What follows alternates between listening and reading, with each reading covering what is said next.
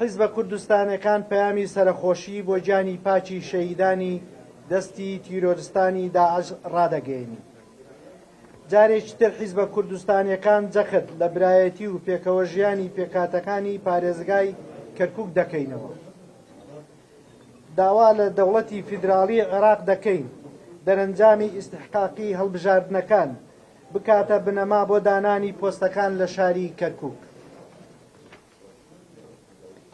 ئێمە حیزبە کوردستانیەکان دەستخۆشی لە هێزی پێشمەرگە و هێزەکانی عێراقی فیدراڵ دەکەین بۆ چێوماڵکردنی ناوچەکان بە هەماهەنگی لەگەڵ هێزی پێشمەرگەی کوردستانە. پێنجەم، پێویستە ئیدارەی کەرکووک بەبێ جیاوازی خزمەتگوزاری پێشکەش بە شاری کەرکووک بکە بۆ هەموو ناوچەکانی شاری کەرکووک. پۆستی پارێزگاری کەرکووک ئیستحقاقی یەکێتی نیشتیمانی کوردستانە بۆ یەکێتی نیشتیمانی کوردستان بۆ کوردی کەرکووک پێداگری لەسەر ئەو بابەتە.